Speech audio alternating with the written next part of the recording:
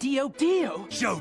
Jojo. Dio. Jojo. Dio. Jojo. Dio.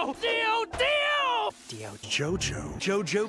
Jojo. Dio. Jojo. Dio.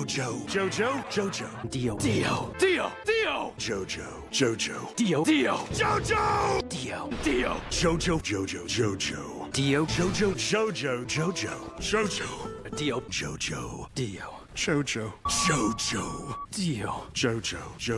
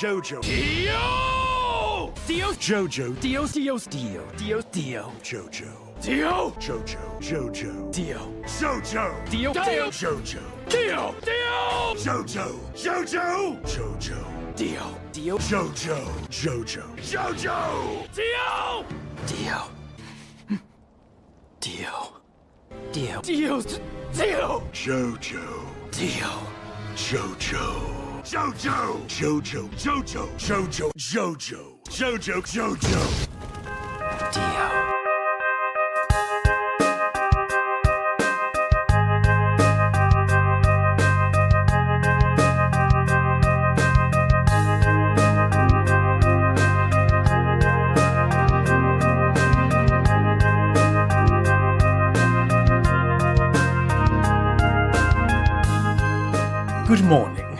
Happy centenary. Welcome to the 100th episode JoJo's World Centenary Gala Spectacular. We've got a hell of a show lined up for you today. I'm Liam S. Smith, one of your co-hosts. And I'm Nick Ballantyne, the other one of your... Did you say Mick Ballantyne? Mick Ballantyne? Man, we're going strong today. Well, I was gonna do a little upper class, a little classy thing, but I feel like we've ripped the facade right off that. When have we ever been upper class, Liam? 100th episode, Nick. Ooh, tasty numbers. This is our JoJo's Bizarre Adventure recap and discussion podcast where we recap and discuss JoJo's Bizarre Adventure Part 4, Diamond is Unbreakable. Ooh. For your listening pleasure. And or your satisfactory... For your smug derision. Or like, just for those numbers to just keep going up. This week, we watched the 100th episode of JoJo's Bizarre Adventure, which is the 26th episode of JoJo's Bizarre Adventure Part 4, Diamond is Unbreakable. I'm clenching my fist victoriously. It covers chapters 371 through 376 of the manga. It is entitled Janken Boy, or Rock, Paper, Scissors Kid, is Coming. What an episode. He sure did come. Right about now. No, we're not doing the Janken... the Janken Soul Brother? Yeah. Nick, they said we couldn't do it. They said we were just a bunch of SJW cucks. And then they got downvoted into oblivion on the Stardust Crusaders Reddit. Who the hell said this? Some guy. What? Wait, is this real? This is like a year and a half ago now. Really? Yeah. Oh, wow. But we did it. We showed them all. 100 episodes. Triple digis. The big Kahuna. Centenary of Federation. Centenary. Let's federate. You know, I think that I'd feel something more about 100. You'd think I'd feel something. Yeah, and yet here we are, drinking Not. a hot chocolate and a cappuccino with those hard... Well, we didn't even pay for these, to be fair. I was going to suggest we crack open some bubbly, but thought that might have been a bit much for a Saturday morning. In Australia? I mean, you do it on Christmas. That is true. And this is like the Christmas of our podcast. That is true. Truly, this is the twilight Christmas of the gods. is the 100th episode of the year. Are we going to play some Janken to celebrate? Yeah. Okay. 1, 2, Janken, go. 3. Aha! Nick won, which means that he has to do a third of this week's editing. Fuck. So, Nick, to commemorate our special 100th episode... I don't like that word hundred. 100th Thank you. episode. Or hundo. The big hundo. Oh, of course, acknowledgement of the, of course, every time Jojo says Dio says Jojo video we will have played at the start of the episode for your listening pleasure, which we often listen to prior to a record if we need to amp ourselves up a bit. I mean, we, for the last, 3 weeks have been like, it's time. It's time. Put it on. Jojo. Dio! You know what I did forget, though? I think I do. This week's episode is brought to you by the flagrantly okay Mikhail Somervold. High praise. I mean, I don't know who he is. I don't know where he comes from. I don't know what he does. For all I know, he could be an accountant. He could be a model. He could be just a regular Could be chum. Jack Reacher, protecting our country from the people who put it in peril. Thank you. I think that's what that's about. Thank you, Mikhail Somervold, for your continued support and protecting our nation from the threats outside it. Nick, Yep, I'm with you. I want to share with you, to commemorate our 100th episode, a special message from Hirohiko Araki Is it sent to mark the occasion. Is it sent to us personally, or is it just something from a volume that's been released 10 years ago? What does your heart tell you? I want it to be sent personally, but I don't think it is. Hirohiko Araki writes in our special commemorative message, I'm really into complete illustrated guide to blank style books. So whenever they release one, whether it's a picture book of dinosaurs or a dictionary of movie stars, I buy it immediately. I just get drawn into the little details like hometowns, birth dates, favourite foods, and I end up reading them over and over. Lately, the two I've been enjoying the most are the complete supermodel catalogue and Cats of the World. They're just both so graceful. He really does have a way with words, doesn't he? He loves a good graceful creature, whether it's a supermodel or a sexy feline. Like himself. So Nick, What? Janken Boy is coming. Is he? He's here. I thought he just went. He came, he saw, he conquered. He janked. He janked off. He came, he janked. Everyone was a little bit off-put by Everyone's his like, this is enthusiasm. like good, but it's a bit janky. Like, I see what you're doing, but the execution isn't quite right. Can you make it less janken? Oh, of course, Janken Boy was portrayed by famous child star Jank Lloyd. Best known for portraying Anakin Skywalker in The Phantom Menace. Every goddamn time there has to be at least one Star Wars reference. Yes! It's what the people give us the big bucks for. Do they? Sure, why not? If anyone out there wants to give us $66, I'd be pleased. Yeah. Patreon.com/Jojo as well. Raking it in. 100 episodes. What did you think of this episode? It was bizarre. I'll give it Certainly that. was. Yeah. Just what? Just what? I did enjoy that there was like a little game element to it, but I did also feel like it was a lot like Kaiji, which has the entire first half of the first season is like High stakes game of rock, paper, scissors. yeah. Except this time it was just a normal game of rock, paper, scissors. I think the fact that it's centered around a schoolyard game like this speaks well of Rohan's immaturity. Oh god. I just love the bit where we see everything that isn't anything to do with the episode itself. Like when he's at the cafe. And we just like see him meet people and it's like, oh, I don't like them. It's so good, Liam. So good. So we open at 6 a.m. no. Oh, 7 a.m. It's the time that it is. Got it. Old man, dad, Kira.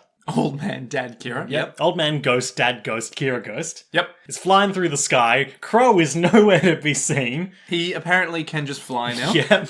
Okay. I guess he's pulling himself along with the arrow because it's like finding a new... But he's just flying. Yeah. Is he just riding the wind, maybe? I suppose so. He get caught in a gust of wind later on. But he's just flying. He can just fly. Okay. And he's like, the old woman in Egypt, Enya, told me that if I shoot the arrow at the one it desires, they'll become my allies. And I need allies to protect my precious, beautiful son from those mean, heroic Joestars.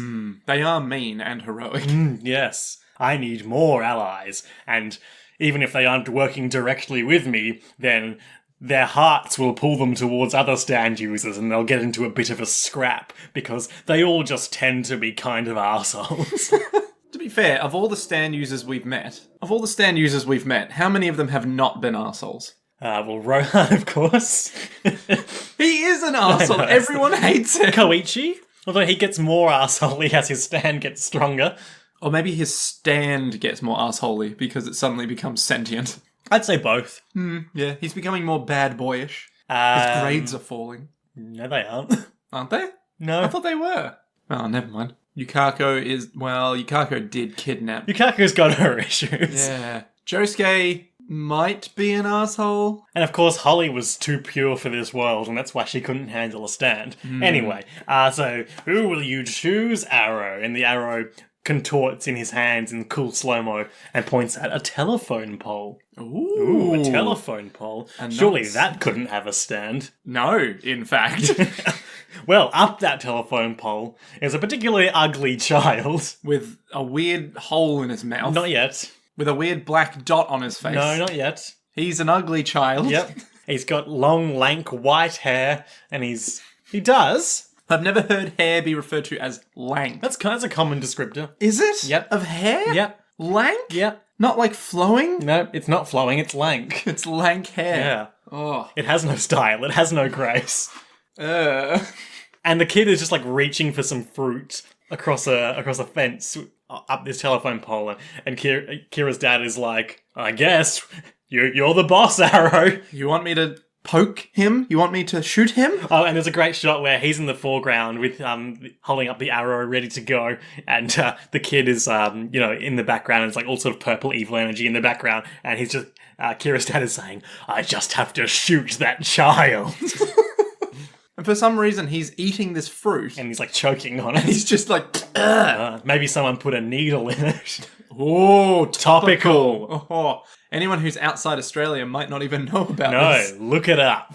The great strawberry needle scandal Of 2018. Oh. We're living it. We're living history. Living the right dream, yeah.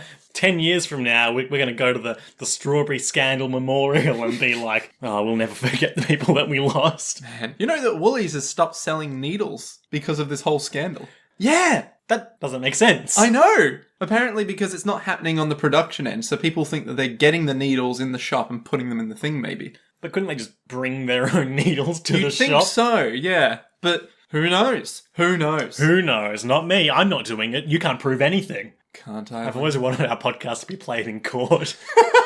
So, chase happens again. I thought it was gone forever. So did I. But, this is the 26th episode, so now, I believe, next week, Please. you'll be free. Please. Let it be gone. Let it be. Let it be away from me. Shit, that's a pretty good song lyric. Yeah, you should write that down. Let it be away from me. Don't steal that, Taylor Swift. That's mine. We know she listens. Big Jojo fan. Massive. Okay, so after the opening, Rohan is at the train station taking pictures of businessmen. He's all like, I want pictures of businessman. Come on, what's his last name? Rohan Kishibe? Kishibe. Come on, Kishibe. Give me pictures of businessman. Yeah. And snap, snap, snap. Oh, and there's Mr. Joestar in the Invisible Baby. And he's all like, Hello. Hello, I'm Joseph Joestar. And I'm a baby. That's what the baby sounds Baby like. makes a lot of baby noises in this episode. Just like, meh. Right? That's a duck. No, a duck is like, meh. Okay, I did not... This is like that episode of Faulty Tales. It's like, it's a clear semitone higher. It's like, that was the same sound, Liam. That was the same sound. It doesn't matter. So Joseph's all like, what are you doing here, Rohan? Yes, and you're that comic guy, right? And there was a scene cut from the manga here where, apparently Joseph is like, I say apparently, I've read it, I just can't really remember it that well. Do you think your comics will ever be translated into English? And Rohan's like, no, the American market doesn't seem to get my work. I guess their tastes are just too common. Oh, that is amazing. I'm a misunderstood genius, and if you get my work, then you're great, and if you don't, you're an idiot. Is that gatekeeping or something more? I think it's just being an asshole. Gotcha, understood. Stand users are assholes. So far, the evidence is pointing to yes. So Rohan's all like, I'm photographing businessmen because I want to find Yoshikage Kiria. Yeah. Korea. Yoshikiri, serial Korea, and hand Korea. Because if he stole this person's identity, he should be going to their job, right? That makes sense. Well, boy, what? Apparently this is Joseph now. Yep. Boy, what about if they own a car? They could just drive to work. True, but I'm gonna do this anyway. And then he's like, so We know he's aged between 25 and 35 and 175 centimeters tall, so that kind of narrows it down. Look, I've got this binder full of businessmen photos, and there's just a bunch of, like, background character faces, and then there's Yoshikage Kira in the guise of Kosaka Kawajiri, who's just like, oh, maybe it's the one who looks super evil. The one with the black, uptight hair and dead, cold serial murderer eyes. Like a doll's eyes. And we can't take the risk that, like, if his family starts to notice something, he might kill them, so we've got to find him first. At this point, they're interrupted. By the one and only strange Janken Boy. Yes. Who we don't Who now know the has a name big of. hole in his cheek. Yeah, We don't- do know the name of, actually. Well, later we do. Yes. But right now, he's He's just this kid. Some kid who's like, hey, you want to play Janken with me? And Rohan's all like, no. No. Why would I ever want to do that? Goodbye. And he walks off talking to Joseph like, oh, there's always one weirdo at a train station. And this kid's And isn't like... that just true? This kid's like... Janken. I'll get you, boy. I'll get you, Rohan Kishibe, and play some Janken with you too. At this point, I had no idea what Janken was, so I was like... Even though I'd explained it to you at the end of last episode. But let's remember, my memory is like... Whew, whew. Swiss cheese, like so many Janken boys' cheeks. So I was sitting there going, what the fuck is a Janken? And Joseph's all, well, okay, but be careful, Rohan, because I don't want you to meddle in anything dangerous alone. What foreboding words, Joseph Joestar. Only he knew the future.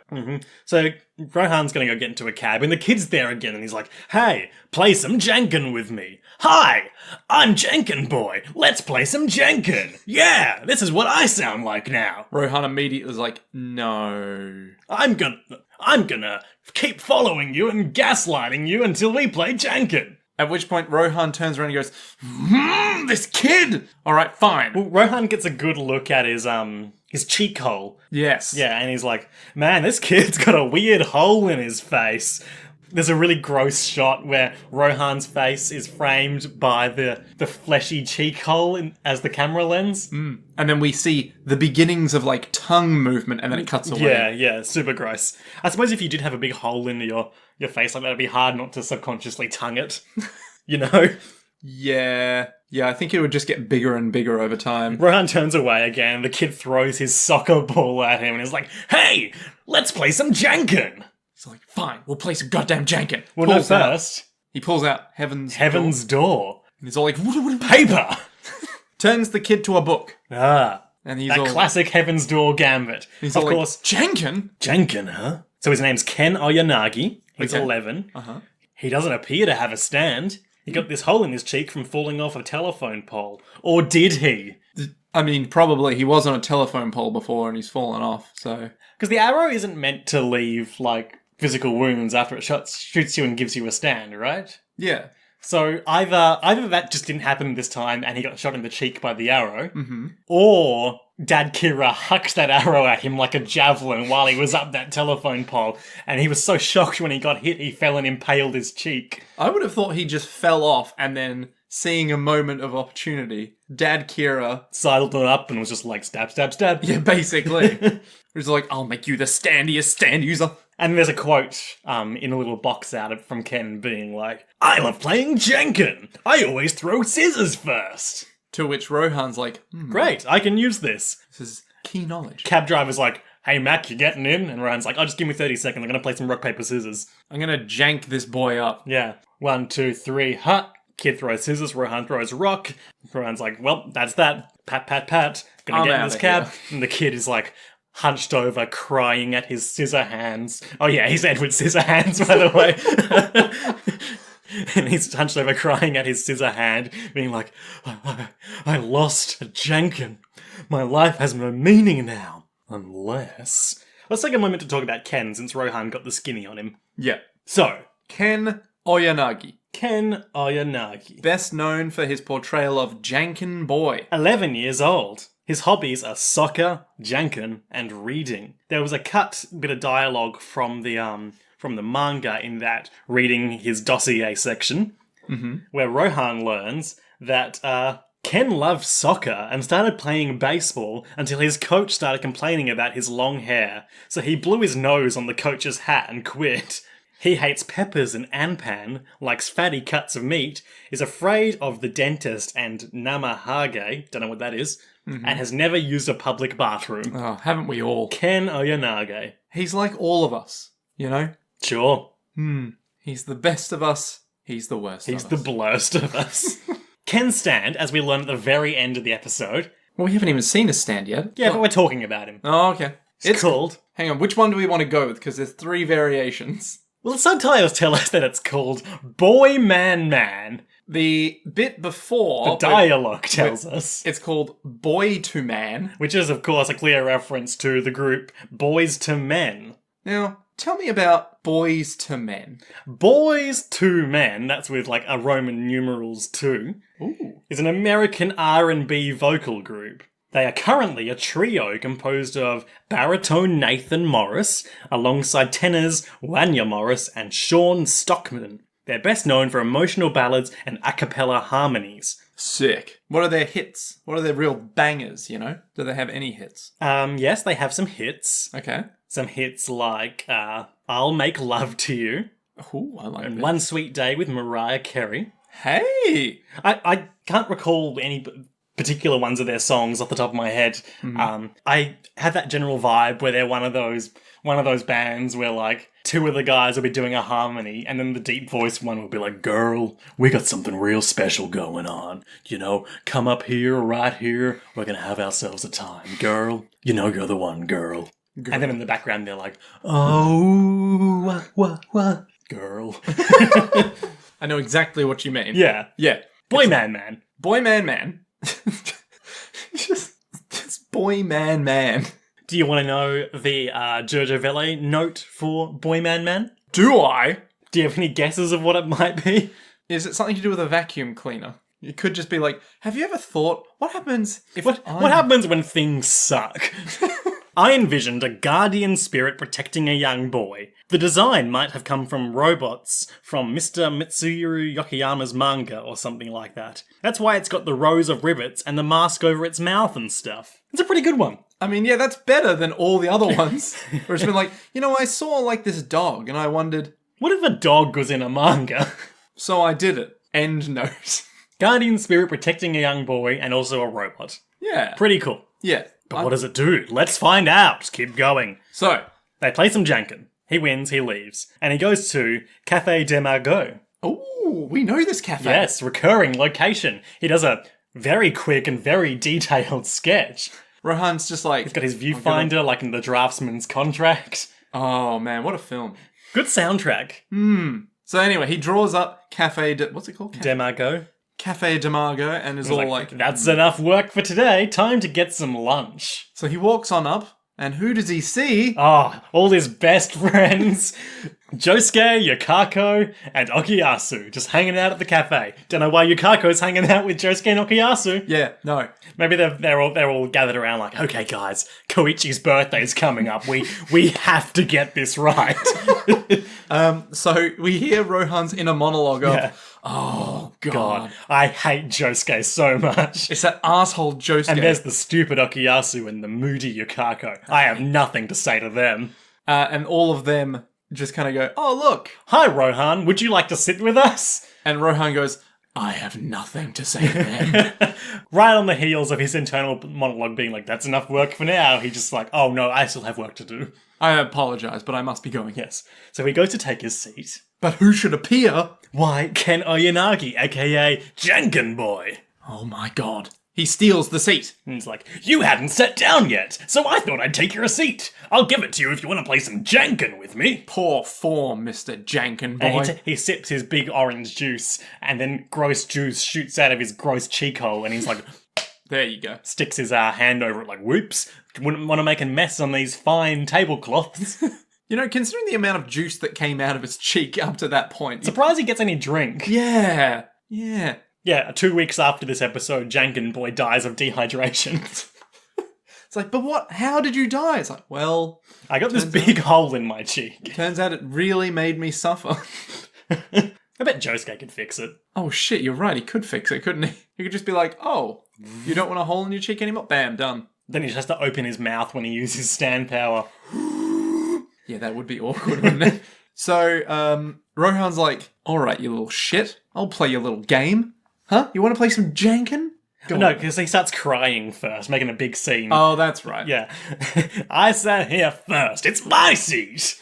And Rohan's all And like... the guys are all like, Rohan, just let him have the seat. He's just a kid. I just love this scene where obviously Ken is manipulating the scene to try to get under Rohan's skin, but Okuyasu and Co are just completely buying into it like, wow, Rohan, you're so immature. Why don't you just let him sit there? Come on, man, it's not a big deal. He's just a kid. Just sit next to him. We have a spare seat. Sit with us. Plan Koichi's birthday party with us. And Rohan's like, no, I will deal with this myself. I think Rohan would be keen to be on the Koichi birthday party planning committee, but he would ruin it. Yes. He would be too controlling. He'd just be like, hang on, I'll go read his mind and find We'll out what have he it wants. at my house, and I'll draw him a special manga, and then you'll all get a copy. He'll just make it about himself. He'd just have everyone sit there in silence, mind controlled, as he's drawing his manga, and then when everyone leaves, like, wow, that was a great party. Amazing. Yeah. So they throw rock, paper, scissors. Janken Boy is all like, haha, you won't win this time. I'm a genius. I'm the best that's ever been. Can you do the voice? What, of Janken Boy? The voice that I was doing before. Hey, it's me, Janken Boy. Yeah. We gotta be consistent. That's true. He's all like, yeah. It's just like angry Ash Ketchum. He's like Wario. Yeah. Waluigi. Wario was deep and gruff. Oh, yeah, that's right. It's true. More like Waluigi, then. Rock, paper, scissors, punk! Rohan wins, and he's like, oh, I've never been so happy to win rock, paper, scissors in my life. And all the other guys are like, man, you're so immature. Really, just fighting against him proves how immature you are. No, winning against a brat is the best feeling there is. And Ken is just like hunched over, shaking, like, damn it. I must win. I must win for vaguely defined reasons. Doesn't he say his stand won't work if he doesn't win? Yeah, but we don't know that. Oh, okay. Right now, we just think he's some weird Janken kid. Yeah, well, he is. Even afterwards, he's still just a weird Janken kid. Isn't that the moral of the story? No matter how much you try to surpass your idols, at the end of the day, you're still just some weird Janken kid. How about you just try less Janken, bro? Rohan's in the bookstore. He's reading The Plant Compendium. You never think that a place like Morio would have such a detailed book on such a minor subject. Yes. Oh, it's 7,500 yen. Do I God. have that much? Puts book down, gets wallet out. And then, as the book is down, a young set of hands. He senses a moment of weakness and he strikes in his prolonged gaslighting Rohan campaign. It's like, this is a great book. Hey, shopkeeper, can I have... Sorry. This is a great book. Hey, shopkeeper, give me this book. I feel like Rohan could have played the long game on this one because that kid's not going to have that much money. I mean, we don't know his financial situation. That's true, he could be born into wealth. Exactly. He just He refuses could be the Emperor's son. Did Japan still have an emperor in 1999? I think it was a prime minister at that point, but I don't know. No, but I thought it was like how, like obviously the UK has a prime minister, but they still have a queen. I don't know. Like a head of state, not a head of government situation. You should Google this because... Nah, I don't care. Oh. So, you want to play some Janken? I don't. But I will. But I will. Doesn't that just sum up the Rohan Kishibe life story? Hey. I don't want to participate, but I will. Hey, Rohan, do you want to be on this team to find a serial killer? No. But I will. For manga. Rohan throws rock. And by throws rock, I mean he punches Ken in the face. Ken is thrown back, being all like, Oh, what? I just got punched in the face, but also I held up my hand like paper, thereby technically making that a legal game of Janken under the 1996 Janken Rules Accord. Ergo, I have won, and my new stand gets to activate. What was, Rohan's manga called? Was it Pink Boy? Pink Dark Boy. Pink Dark Boy has a new subplot regarding Paper, Scissors, Rock. Yeah, it's cagey as fuck. Specifically detailing the 1996 rule regarding technically pulling up your hand in the shape of paper. While getting punched in the face. And that constituting a legal game. So he's all like, yes, I won! Ha ha ha ha ha! And Rohan's like, great, you won. Great, can you leave me alone forever I'm now? gonna buy my book if you don't mind. But then suddenly, gads. Some Junji Ito shit happens. I suppose so. Dude, If this wasn't an imaginary thing getting There's a sucked heap in. of wind from the suck hole. Oh. And Heaven's Door is pulled out.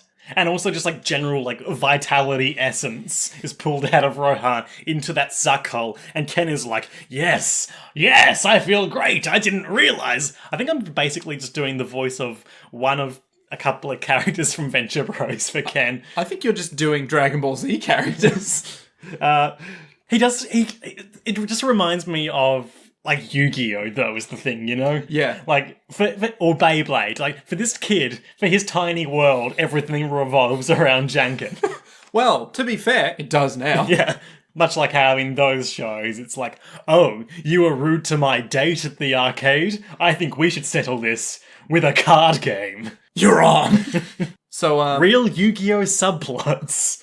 Wait, that was a real Yeah, he goes on a Yu-Gi-Oh! date with subplot? Taya, and they play some DDR. Wait, and who with who? Yugi. Yugi with Taya. Yeah. Who is Taya? The girl. The The one only girl. Oh, okay, gotcha. And then this dance guy comes up and is like, I'm going to play you in DDR, Taya. Oh, I'm playing dirty. I'm, Some trying to trip you while doing DDR breakdance moves. And Yugi's like, oh, this will not stand. We should play card games to... Hang on. Is this Yugi like little Big Yugi. Big Yugi, Yeah. Egyptian god of whatever? Pharaoh. That's Egyptian the word. pharaoh brought back to life by the mysterious Millennium Puzzle thing. Yep. Goes on a date with Taya. Yeah. This show is fucking genius.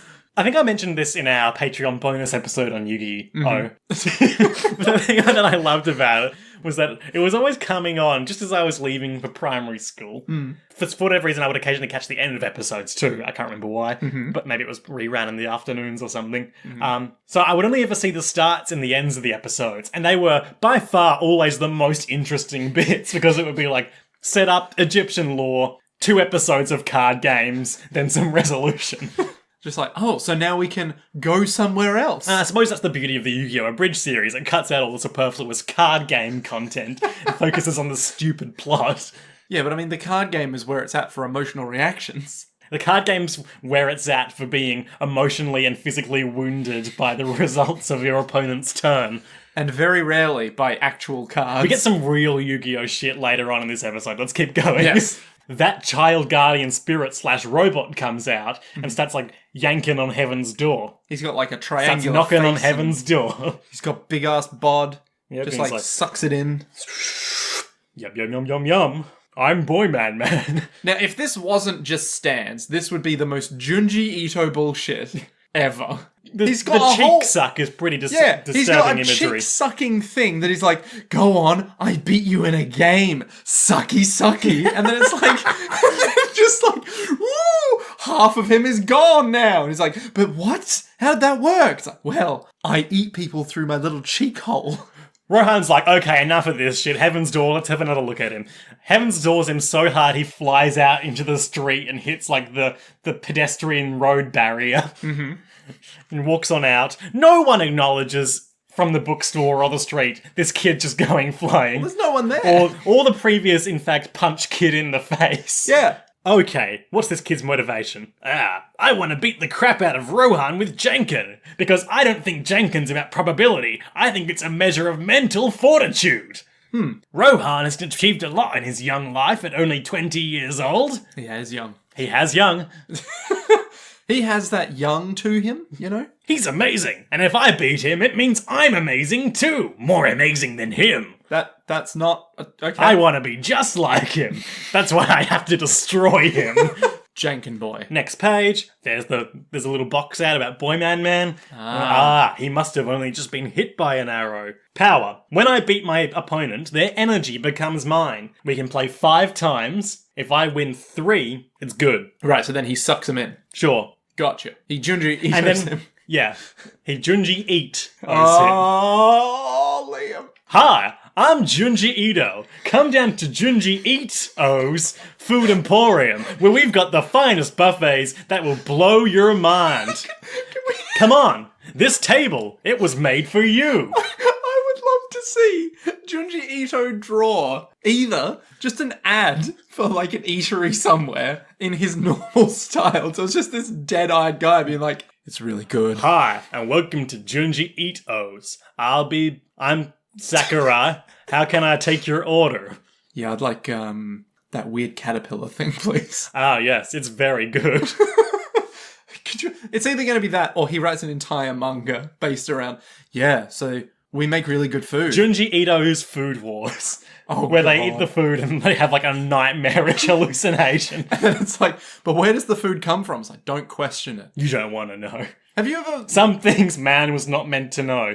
Like, say, the kitchen processes here at Junji Ito's. Ooh. Have you ever read the one where a guy owns I think it's a restaurant, and then he lives upstairs with his kids, or something like that. And one of the kids, I'm just going to tell you some Junji Ito bullshit now. Sure. One of the kids, all the grease from downstairs comes up into the house, right? So as all this grease comes up, it starts like filtering out in the walls, and it's just like, it's always wet and stuff like that. And the girl who lives there, the main character, is like, ugh, I hate it here. It's always greasy and like, ugh. But the son is like, Oh man, I love Grease. man, I need more My favourite grease. musical. Yeah, so he like starts getting like pimples and stuff, and he's all like, fuck, this is gross. But then he starts embracing it, and he starts drinking grease. And then the girl's all like, you disgust me. And he's all like, how dare you? And then leans over her and like squeezes his head, and like God. all the grease comes out and stuff like that. Yeah, That's gross. yeah, it's Junji Ito. That's Grease. Yeah, he's cool. Like, I want to meet Junji one day, just to be like, excuse me, but Would you rather meet Junji or Araki? I suppose Ito or Araki. don't make me choose. They're both amazing. I think I just want to meet Araki just to be like, how? Tell me some anecdotes. Just, what have you done today? Just put me in the mindset of Araki. I woke up and I had some cereal and I thought, how did they get the cereal into the box? But it's not that hard. It's not that hard. Why did you not get this? Where were we? Yes, so he's reading Ken, He's all like, boy, man works with rock, paper, scissors. and then he sees the words that he wrote. Of course, the thing I love about Rohan and Rohan-centric episodes, whenever something remotely sus starts happening, first thing he does is he blitzes that person into a book and writes, cannot attack Kishibe Rohan. And the other thing that I love about Rohan episodes is that it never works. There's always a loophole. So he sees that text that he'd written in the margins, can't attack Kishibe Rohan, famous manga artist, and the word can't blurs for a second, and Rohan is like, huh? My eyes have gone blurry. As you knuckle your eyes. Yeah, and he's like, never again. And he throws a bottle of whiskey behind him. And the word can't blends into the word can. That's the exact opposite of what he was intending. And then Ken's eyes snap open, and he's still a book at this point, but he's like, I control 1/3 of heaven's door. I'm not going to let you control me anymore, son. Rohan goes to punch him in the face again, because he's Rohan. And his own hand flips back around and punches himself in the face, because as we see, the right arm of Heaven's Door has been ripped off, and Ken has that power now, and then I suppose also power over Rohan's right arm on his body. Yeah, that makes sense. Sure. Yeah. He owns 1/3 of him now. It's like a weird new spin on like the damage to the stand reflecting the damage to the user. Like the right arm of the stand has been absorbed, so control of Rohan's right arm has been ceded to its new rightful sovereign. So Rohan immediately is like, oh, fuck. This is bad. Yeah, I gotta seriously play some Janken now. You know this whole rock, paper, scissors bullshit? In order to get my right arm back, I have to win. A graphic appears on the screen being like, 3 matches played, 2 to Rohan, 1 to Ken, 2 to go. What'll happen? Mid-sequence. And this is also something you see a lot in like Yu-Gi-Oh! And things like that, where either in the first couple of turns, either Yugi's gonna like just about win, but then like the guy's gonna be like, the perfect thing that will destroy you. Or he's gonna immediately almost lose and then spend the rest of the match on the edge, you know? Yeah. But that's how you build tension. And then it's all about believing in the heart of the card. So Rohan's all like, alright, let's do this. When I get my arm back, I'm gonna kick your ass. And Ken's all like, no, I need to think aloud for a few minutes. You see, I just won with paper. So I'd usually throw rock or scissors next, but that might be childish. Now that I've absorbed some of your soul, I'm a lot more introspective about Janken, yeah! You don't seem so simple, Rohan.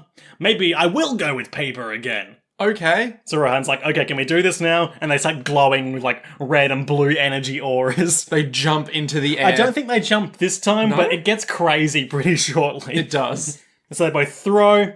Rohan throws the rock, Ken throws the paper, and Ken's all, yes, I forced your hand mentally with my cool energy and won with paper.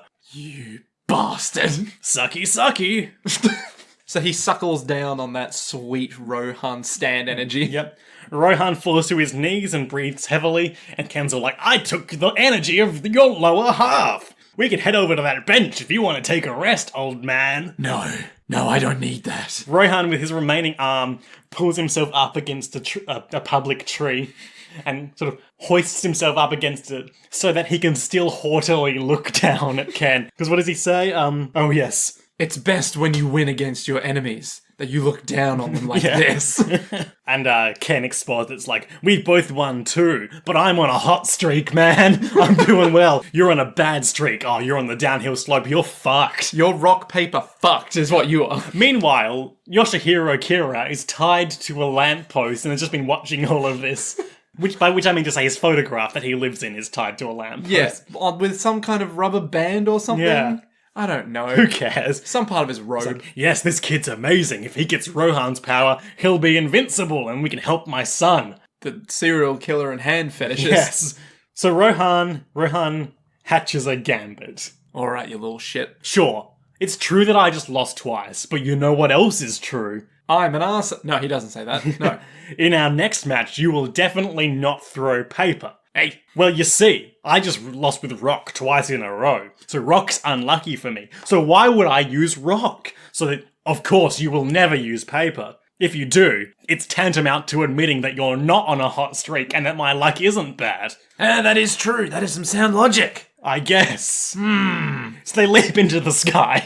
Jedi mind tricks won't work on me. Only Janken. Star Wars Episod 1. I saw a good prequel meme the other day. Oh god, here we go. You know how when Anakin meets Padme in Attack of the Clones again? Yep. And she's like, you've grown. And he's all, so have you. Yeah. Grown more beautiful, I mean. Ugh. It's that, but it's later when they meet Watto. Yeah. And he's fallen on hard times. And he says, Annie, my, how you've grown. And Anakin says, so have you. Grown more beautiful, I mean. And then Padme's in the background like, wait, what? So they leap into the sky. They play some rock, paper, scissors. They both got a lot of speed line close-ups on their faces. It's a bit like in any kind of fighting anime where like they're zooming towards each other, fists almost about to hit each other. Yeah. Except this time it's just Janken. Yeah. They both throw paper, and Rohan's all like, he still threw paper. He's got remarkable mental strength. Having completely bought into Ken's Janken is mental fortitude narrative. They both throw paper 4 times in a row, and then Rohan appears to do like some sort of slide tackle, but I'm pretty sure his legs were just giving way, and Ken's all like, oh, his form has changed. He's stronger than I expected. It's so beautiful. And yeah, Ken's interior monologue is all like, Rohan hasn't thrown scissors yet. That makes paper dangerous for me. So he throws rock. Yeah, both rock. I guess the rock isn't unlucky for me after all, and they have a break. They both have to catch their breath. How did you gain such power? It's like, you know, in like, they'll do a wide shot in Dragon Ball Z or whatever, and you'll just see like small images of each of the characters across the whole scene, just like punch, teleport over here, punch, Yeah. teleport over here. It's like that, but rock, paper, scissors. And then when they stop because they have to admire each other's like fighting spirit. Yeah. And they're like the opposite ends of the planes and there's like wind everywhere. They're like, you fight well. Not bad. I really hope that picked up on the microphone. What, you getting your fist and wiping away the small amount of blood coming from your lip? Yeah. Oh, man. So Ken's like, well, Rohan, I've come up with the perfect way to test your luck. Oh, have you? Look! And we see Old Man Joseph Old Man Joseph? cradling the invisible baby in his arms, Invisible baby? and Josuke walking past. Jasuke? Yep, Josuke Higi Shikiri. Jesus. Hey, I bet those guys are stand users. Yeah, right? I can feel it in my bones. Well, I'm gonna find out how your luck is. Cause if they come over here, luck's on your side. But if they don't, it's on mine. Alright? Yeah? So he's like, hey, hello. And we cut to the perspectives of, Josuke and Joseph. yeah, and Josuke perceives them and sort of waves politely. He goes, and oh, look, it's Rohan. Man, I really hate that guy. Let's keep going. So Joseph gives him a little wave and goes, oh, hang on a minute. Yeah, and Joseph sees, like, we had this moment of Joseph perceiving the whole scene. He sees Rohan, he sees Ken, and also looming quite large in this shot is the over-their-shoulder Yoshihiro Kira in the photograph. And he's like, wait a minute, that kid, I think that's a fan of his. Well, see ya. And they leave. Looks like luck is on my side, Rohan. I feel invincible. Watch me do something very stupid and dangerous. And he throws a rock into a window above them. And the glass starts pouring down. And he on him. stands amidst the shower of glass, arms outstretched, being like, a shower of glass. I'm completely unharmed. Rohan, standing like a good 3 meters back, gets a big nasty shard in the back of his hand. Ooh, that's I unlucky. feel like I could play Russian roulette with 5 out of 6 bullets in the chamber and survive. Oh, okay, gotcha. I was going to say, anyone can play Russian roulette with 5 out of 6 in the chamber. But will he survive? Let's have our final match to survive. I mean, decide.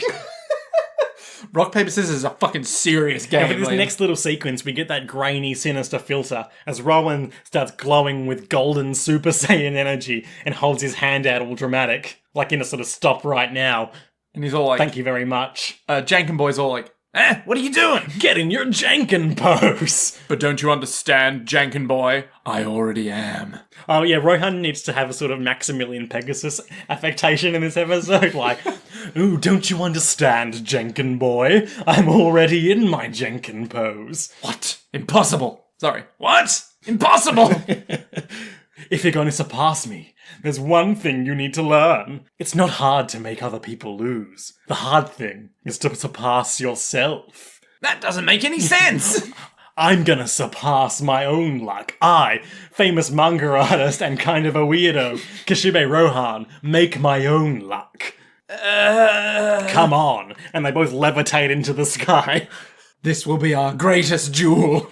And they rock, paper, scissors. And then, obviously, Rohan loses. Rohan throws, Paper? yep, and Ken throws scissors. Ah. And for the briefest of instances, Ken is like, yes, I did it! But then, we get a close-up on Ken's hand as the fingers that he's pointed out for scissors Contort and twist. back into his body, I think you mean into a forming fist. a fist. There you go. I was going to say, it's just like... Oh, my fingers have subtracted, like so many Wolverine claws. I believe I'm playing surfboard. It's a good thing I've got that healing factor. And he's like, what? But I threw scissors. Why did it turn into a rock? And Rohan's like, oh yes, I've won the final match. It's you who has the unlucky rock. But how? This is impossible! Joseph Joestar brought me my luck. My luck and the invisible baby. We pan down and there, sitting, is an invisible baby. The invisible baby in Rohan's hands with little pages open on her face, which say, apparently, in Japanese characters, I will become invisible and make Ken throw rocks, saving Rohan. So that means that the baby was on Ken's fingies. Either that or on Rohan's. outstretched hand. Oh, that must have just been him holding Yeah. the baby. Yeah. Ah. Either that, I mean, they were flying around, why couldn't she? Not only is this stand user capable of invisibility, it's also capable of flight, like any good baby. Solving both of the propositions put in John Hodgman's famous flight or invisibility power choice. What? Oh, it's that quite a well-known hypothetical, like would you rather have the power to fly or the power to be invisible? Oh, okay. What would you prefer? I think I'd prefer flight. I don't really have much use for invisibility. I suppose it would be more convenient. But it really does come down to the specifics, like do I need like a good run-up? Do you need goggles? Is it like running a sprint to fly anywhere? Yeah. It's like as soon as you go a certain distance, you're like, my muscles. My perfectly contoured muscles. Anyway, they are pretty well contoured, he said, flexing. I like how you were about to actually flex and then went, So there's this baby in Rohan's arms being all like, and it makes this sound. That baby sound. Quack. Yeah. Again, it's just a duck. So Rohan's like, yep, time to take my revenge. I'm gonna write on you that you'll never be able to win at Janken again. The ultimate punishment in this card game anime I've briefly entered into. So then Janken Boy just goes, no, And I'm going to destroy your stand, which I think might also be like destroying your soul or something. Oh, yeah, that makes sense. But Janken Boy's like, no, possibly. Janken Boy takes his heel turn, and he's like, well, if you're going to do that, I'm going to kill this baby. And Rohan's like, what? But that's a baby. You couldn't possibly kill a baby. No, you didn't win. You cheated. Come on, play me one more time. And Rohan's like, let the baby go. That's not cool, even for me. And I'm a massive asshole. Play me again. I told you, let the baby go. Let's do this. Puts the baby down. They both leap into the air screaming. Rapid fire, rock, paper, scissors. Rohan wins all three. And Janken Boy's like, no. Too bad, kid. You just can't win. Turns out mental strength in manga artists is pretty good. Yoshihiro's all, no, I made you a stand user and you still can't win. I'm loving my voice acting this episode, if I don't say so myself. Real sort of 90s low energy dub, you know? Oh, what? But you can't possibly be doing that. Feel the power of my giant fighting robot. What? A giant fighting robot? How can we possibly stand against it? So Rohan's like, all right, time to destroy your stand.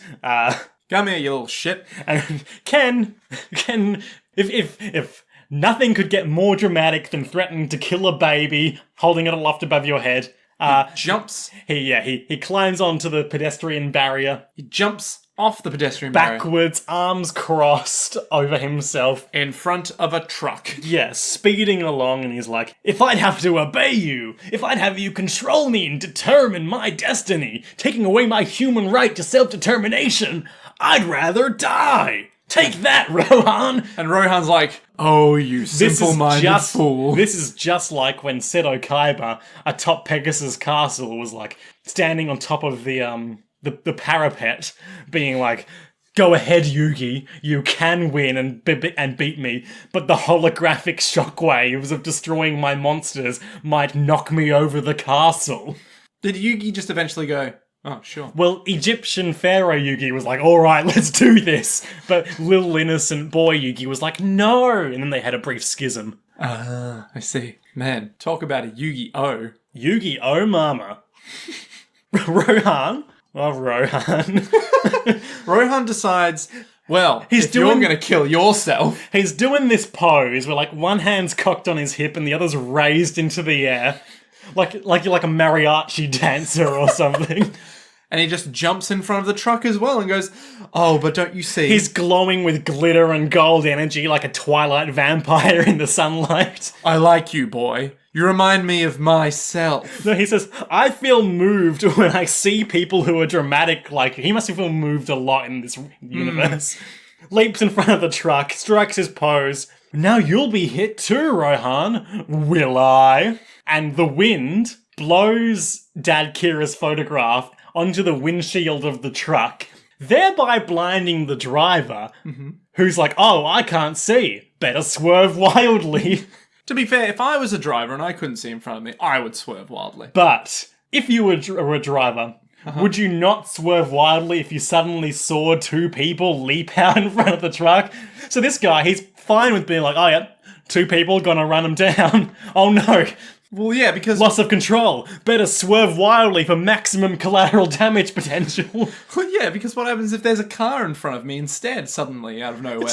Like, is he not watching the road? What's this guy's deal? No, he's got a photograph in the way. No, prior to that. Like, yeah. Oh, yep, two people on the road. Oh, well, this delivery's going to be made on time. No, he's just looking at Sorry, famous manga artist Kishibe Rohan. Vroom. He's looking at his wife and family in a different photograph. They're both unharmed. Rohan is like, I really do make my own luck. Mr. Kira Dad is all like, shit, how dare you? I better try again next time. I'll get you, Kishibe Rohan, and your little friends, too. Paper photograph away! And he flies off. Yeah, with his powers. No crow needed. Ken's all like, oh, I completely lost. And Rohan's like, yep, anyway, bye. He's turning and walking away. Then Joseph and Josuke come up like, hey, Rohan, have you seen the baby? We've lost her. And of course, like, Rohan carefully put the baby down prior to jumping into traffic like any responsible adult. Did he? Yeah. But then he's like, oh, crap, it's gone. I better just pretend I never had it and help them look. Hello? baby. Hi, invisible baby. And then we get Ken's also helping, and narrator's all like... Janken Boy, a.k.a. Ken, that's his name. You know, he's got a weird tongue hole cheek thing. But that's still there, even though he got his stand. His comeuppance. Well, it's still there, so that's weird and Junji Ito-esque. End of episode. Ba-da-ba-ba-ba. Yeah. Sure.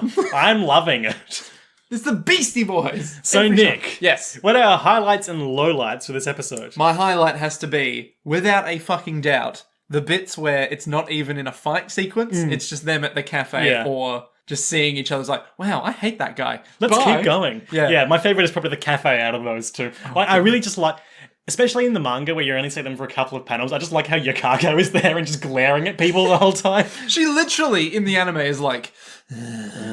Hi, Rohan. My rival for Koichi's affections.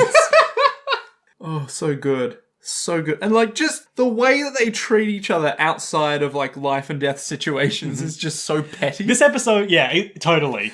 Oh, so good. This episode, it's real, it's just a real Jojo the whole way through. Yeah, it is. The leaping, the energy auras, the rock, paper, scissors. The random, oh, wow, I hate that guy. So good. So real. Lowlights. Just finding a random boy from a telephone pole feels a bit cheap. I mean, he's literally just trolling for stand users, you know? Yeah. He's flying through the town just being like, I need to find anyone who has stand potential. But it's still... There's a kid. It's still just like, oh, so it's just some rando. All right, then. I mean, we've got a few some randos in our future, to be honest. Oh, okay. I mean, it's fine, but it's just like... That's fair enough. It doesn't feel like it's a hugely deserved appearance of this random janky boy. And let's be real, he's janking along hard. Your low light? My low light is probably Rohan's binder of businessmen with, like, obviously evil Kira in it. Hang on, there were a few other ones that looked pretty evil. He's just, like, radiating menace, and he's like, oh, yep, just one of the businessmen of Mario. I mean, I've met some businessmen in my time. Cold, soulless. Yeah. So, Nick. Correct. Janken Boy has been defeated.